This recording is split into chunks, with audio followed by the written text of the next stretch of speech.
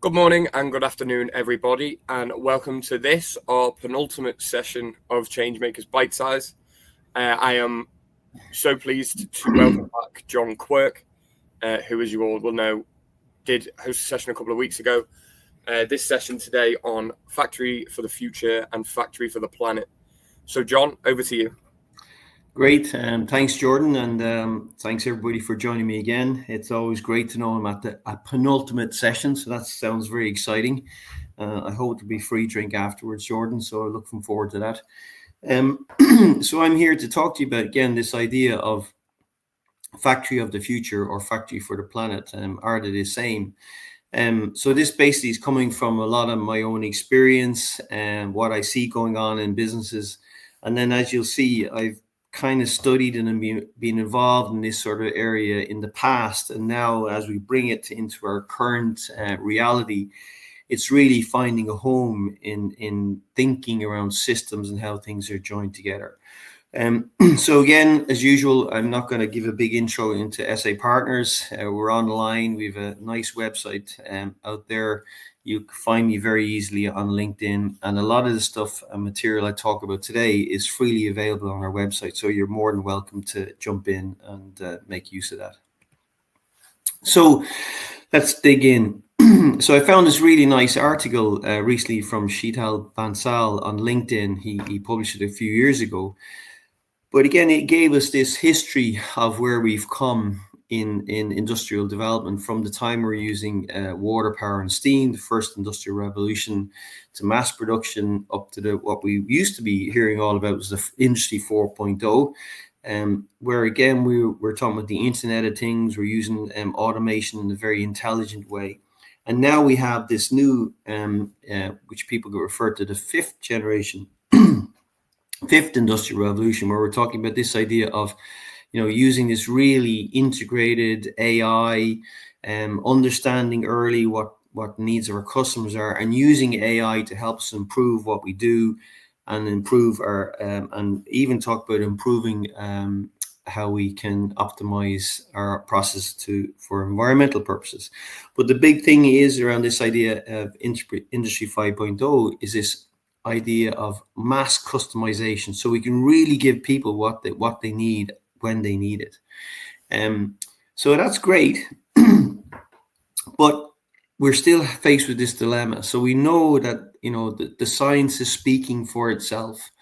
We now, just this report came out from Copernicus, European climate change monitoring organization, where we've actually seen this year where we've actually broken our 1.5 degree total average global warming this year, which is not good news. And also what we've also seen is this tremendous decrease in biodiversity over the last 30 to 50 years. And again, substantial impacts on these two elements and how our planet will be able to work and support itself and us going into the future. So this stuff is very real. And what we need to start thinking about is how companies and industry began to think about how they can have a real impact on this. The good news is that they can. The good news is that there's an increasing momentum to really begin to move this dial. The question is, are we going to be able to do it quick enough? So getting things in perspective, I've been known to show pictures like this in my practice quite a bit. So this is a beautiful picture of from the Cassini probe that was taken in July 2013. And basically, as the probe flew under the rings of Saturn, it looked back and it took a picture of Earth. So that's us there. It's not the arrow, it's the tiny little dot just above the arrow. So that's what we're talking about. So, if we get stuff wrong and, things don't work out for us, who's really going to care? But what a terrible disappointment that will be. So we have this opportunity now to really begin to say, how do we create this future for ourselves so we can reach this full potential that we're talking about for our future? So how do we do that? So in our practice, when we are engaged with companies, we're always trying to look at where they are and what we call the journey towards excellence. The transformational journey, if you like. And we're asked to come in and assess people and see where they are on this journey. And obviously what we're trying to do is achieve this X level of excellence, which may involve winning a Shingo Prize. It could involve what used to be known as 10x growth, but that place of excellence is probably going to have a very different meaning in the future compared to what it means now. And we talk about this idea of growth, this 10x growth, but what will that look like? Or will that even be achievable in the future based on some of the resources and legislative changes we're looking at in the future? So let's dig into that and see what that will actually, what that means. So what we see very regularly in organizations is that they're stuck in this reactive zone. So they're dodging the bullets, they're trying to pull themselves out of the trenches, and there's a lot of instability going on. And really what that means is there are few choices. People don't have the headspace to think about what they can do and even get their head around some of this stuff we're talking about already. What about environmental sustainability and all this reporting stuff that's been thrown on people in relation to environmental performance is a real issue for them. They just don't have the headspace to do it. So what we see is this impact on, we see constant firefighting. We see incredible amounts of waste. Excuse me.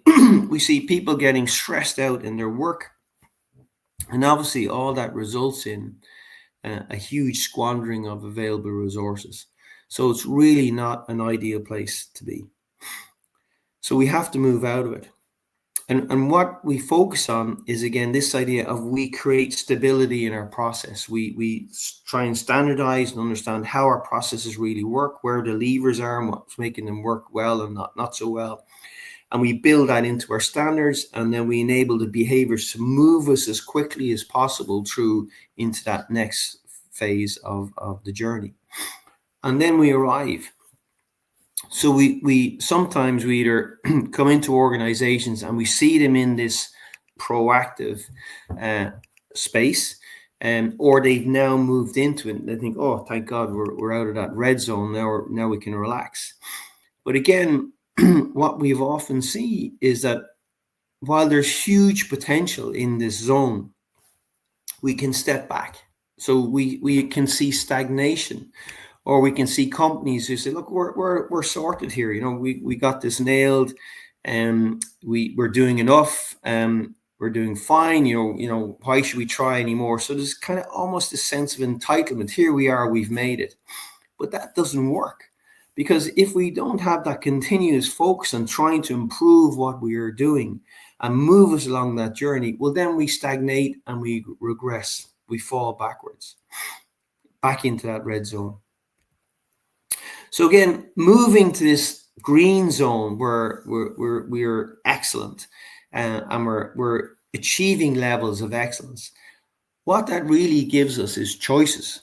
So it gives us choices. We have the headspace to now plan and decide how we're going to use and apply our resources effectively. Are we going to make more stuff? Are we going to make different stuff? Are we going to do different things? Are we going to employ our people differently? We have choices.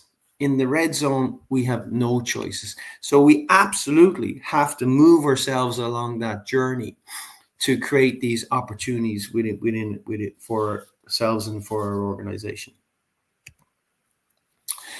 So now the question becomes, when we talk about our future, what is excellence going to really look like?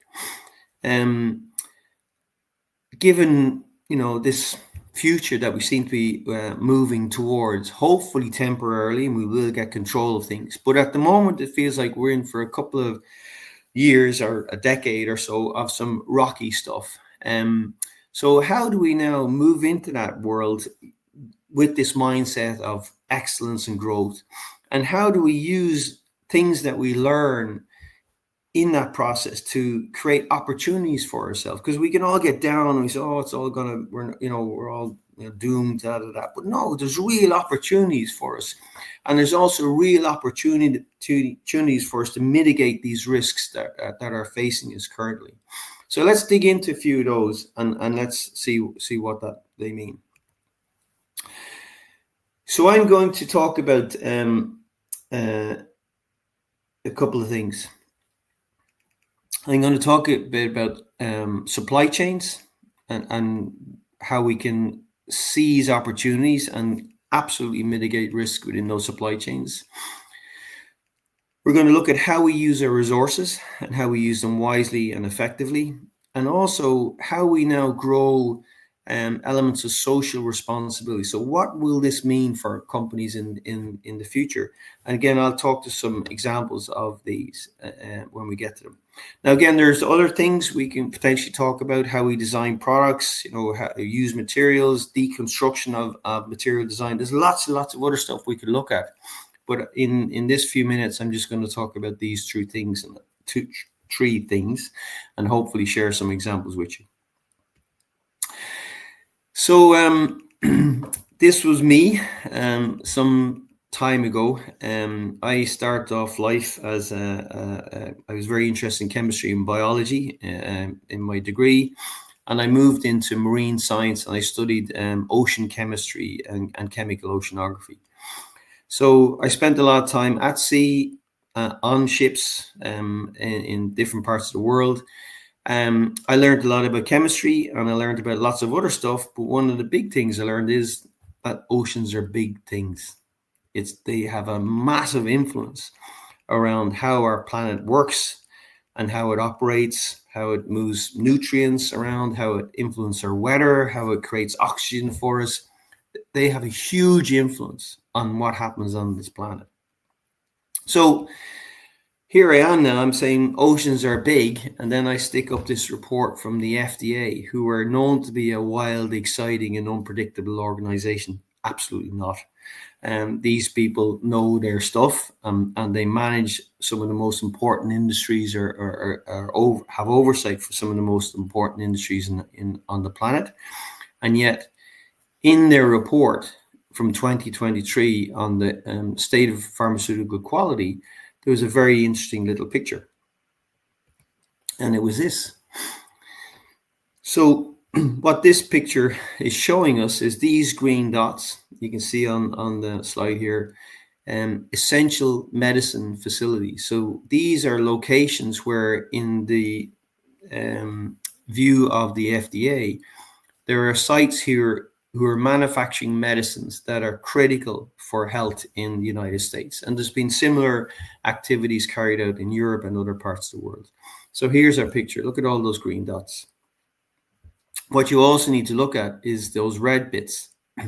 So what this is actually telling us is that these are critical locations for manufacturing of critical medicines, and yet some of them are in some very high risk environments. There are locations that are likely to suffer from climate impact over the next number of years. And in producing the report, what the FDA are asking us to do is, look, this information is there, and basically it helps us, or should help, in the informed decision making of organizations. So this is to help organizations get real about their planning and thinking about operations, in this case, in the pharmaceutical and medical device world. So again, this is pretty real stuff. So what does that mean in relation to what we're talking about here? So again, this means that when we come to think about our supply chain, we need to start get familiar with these models that predict where impacts are going to be. And it means that industry has to start looking at its supply chain, and not only look at your own facility, but look at the impact on your first, second, and third tier suppliers, and look at the impact of their position and their location over a time frame of 5, 10, 15 years. because unfortunately what I am seeing currently is that there are pretty large, expensive facilities and a lot of investment going in locations that are more than likely going to be severely impacted by this story in the next 10 years. And that's very real. So as you consider this, these tools allow you to put in different scenarios. So different degrees of warming, predict your 10-year storm, your 50-year storm, your 100-year storm, whatever. But we need to start using these models to predict the potential impact on our supply chains. And now, as we've seen from that graph at the beginning, we need to be looking at temperatures higher than 1.5 degrees, which is not good news. So when you do these graphs again and you look at that information, you also need to consider the logistics impacts. So what roads, what ports, et cetera, et cetera. So again, this is not about doom and gloom. If you know this, well, then we can predict it and mitigate it. We'll know this, and maybe other people won't react soon enough, and we get an advantage. But again, this is about making informed decisions around investment and how we structure our supply chains, particularly in relation to new manufacturing facilities and potentially new products. And it will mean you need to consider onshoring and alternative suppliers and also local suppliers. So this is a very real thing that we have the ability now to get much better insight on the impact on our supply chains going forward. So the other piece then is this idea of how we use resources. So I've been doing lean for, nearly 30 years. And the thinking and philosophy behind lean and continuous improvement, as we know, largely came out of Japan, recovering from the absolute devastation of the Second World War, a tragedy. Hopefully that will never be repeated, but unfortunately we see elements of it today. And yet the lack of resources, both people and physical resources, raw materials, grew this mindset, which we now call lean thinking, which is basically, look, we need to do more with less. We need to absolutely maximize the resources we have available to do as much as we can. But the question we now have to ask ourselves, but have we focused on doing the wrong things well? Okay, so have we actually been too myopic in our thinking about mass production and what we're doing, and maybe we should have just taken a little pause. Are we doing this right? And again, the question, and this is just putting on the table, and what I'm going to be talking about here is a mindset, not a mindset, a mindset. Is when we use the word excellence and use of resources, what does it mean? And could it actually mean that we do now need to start thinking about less with less? And what would that look like? And how do we make money out of thinking about doing less with less? Because, what the hell, so you mean we're going to go back and be living in caveman and we're, no. So the question is, how do we do what we do, potentially do less with less, and yet remain profitability and actually create more opportunities for ourselves? Interesting way of thinking, but it's something we really have to start putting on the table. And funny enough, we already do it. So I'm going to talk to a couple of examples around how I see we can bring this mindset. And actually, we don't really have to bring it because it's there already. We just need to now harness it into this way of thinking. So what would be examples of doing this mindset that I see we have opportunities to introduce? The first one is around our thinking in relation to problem solving. So we have developed this thinking and philosophy of how we solve problems, and it was interesting because one of my clients asked me recently, John, can he bring me to a best practice site where they do problem solving really, really well? And of course, you can probably guess what's going on in my head. Well, a site that does problems really, really well doesn't have problems. So how can I? Yet our mindset is over in how do I look at somebody who's solving problems really, really well? And the question we have to ask ourselves is, which mindset between problem solving, so we have a problem and now we go about and fix it, or we predict the problem so it doesn't happen, which mindset is better for the use of resources? Which mindset and which is dominant today? And unfortunately, what I see is we have a dominant culture and mindset around, oh, we fix the problem. We let it happen and then we go around and we fix it. But the horse is out the gap. We're already on the back foot when we're trying to chase a problem. So now, how do we move our mindset and our thinking and our effort and energy towards predicting and preventing problems in the first place? And yet we talk about this a lot. We have tools to make it happen in our organizations, and yet we're not using them effectively. And we have this enormous opportunity to really engage teams in our process and create process consciousness, process learning that's focused on criticality in our processes, where we can write good standards and procedures to prevent the problems happening, where we can enable real improvement.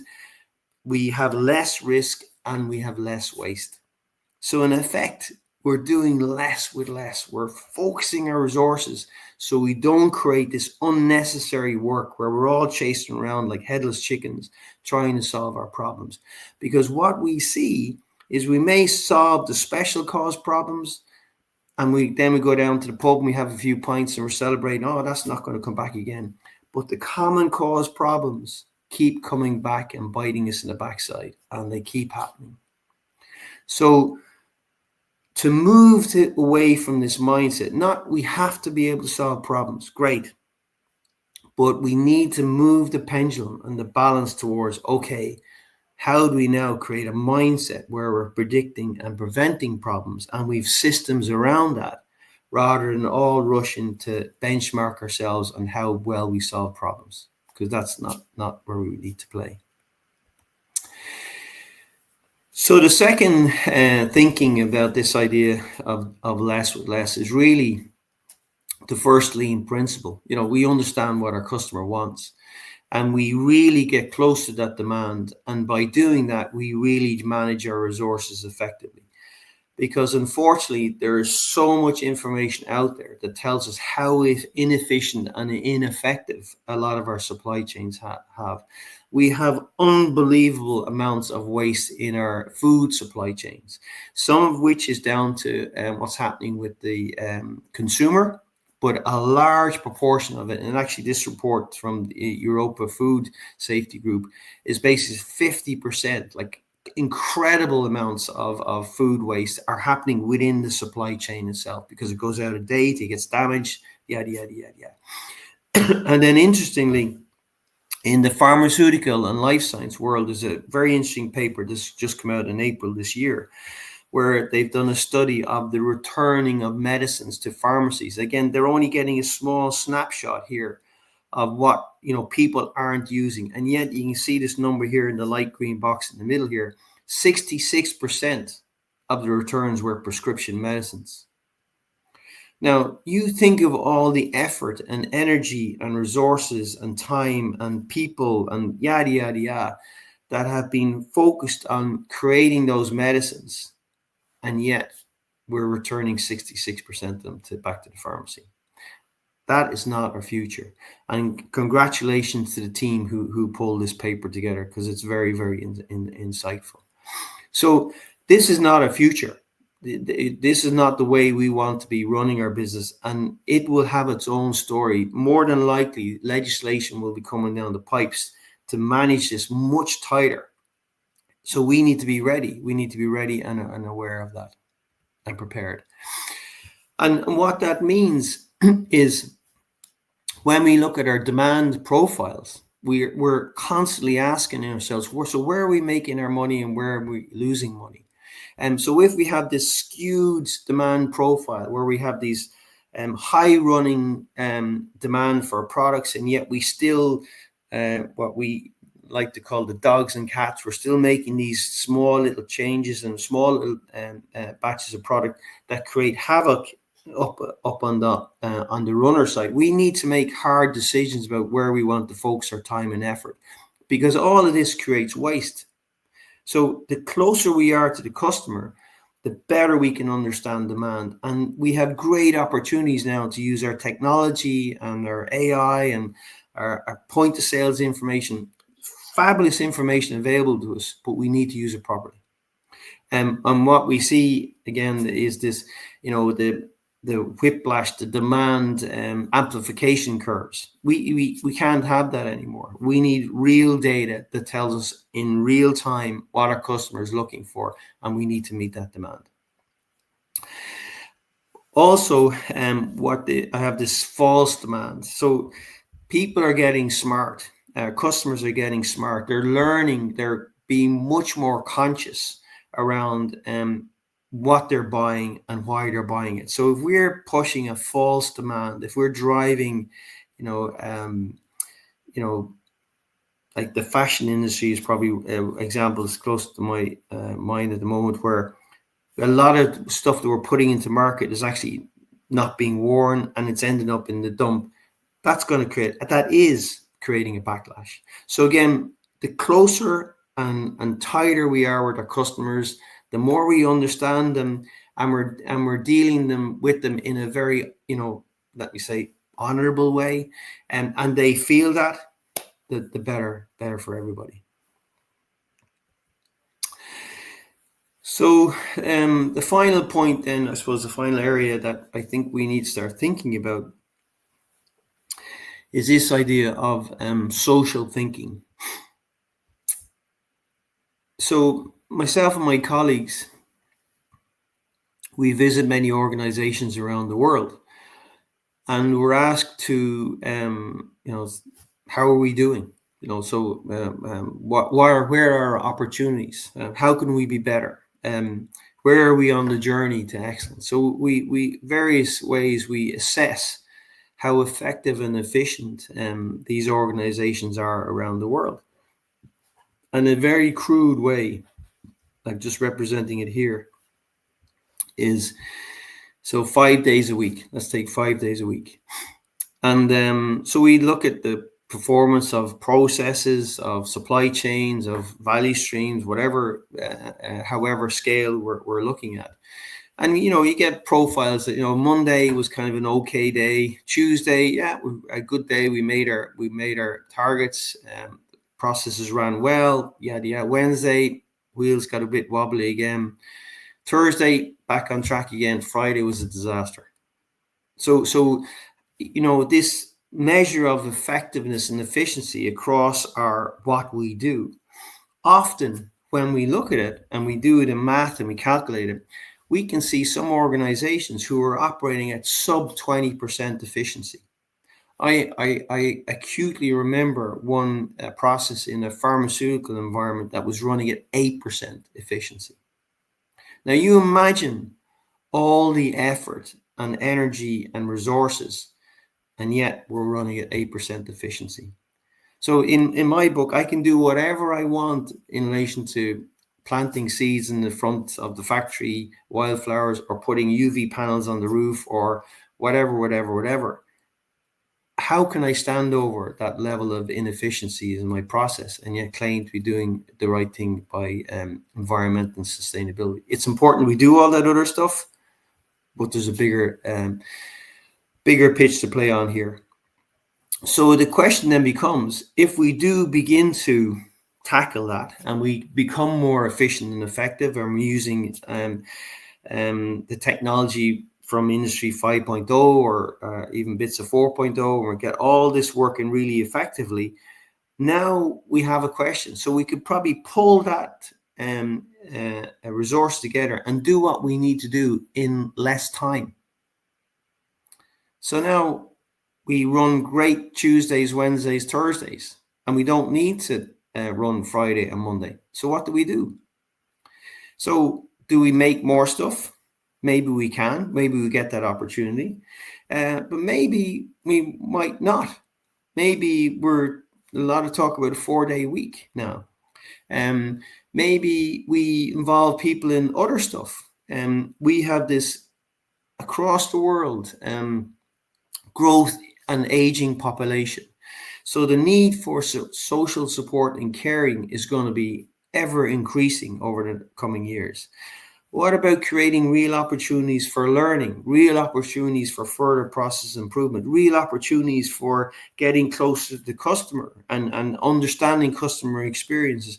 Or what about even that we now engage in active restoration of our biological system? So we're actively using our team to go out and restore habitats, plant trees, clean wetlands, whatever. So the question being asked is, this could be CSR on steroids or corporate social responsibility. And I had a very brief and wonderful experience of something like this. It wasn't wonderful at the time, I tell you. But during my work in Puerto Rico, I visited Puerto Rico very soon after Hurricane Maria hit the island.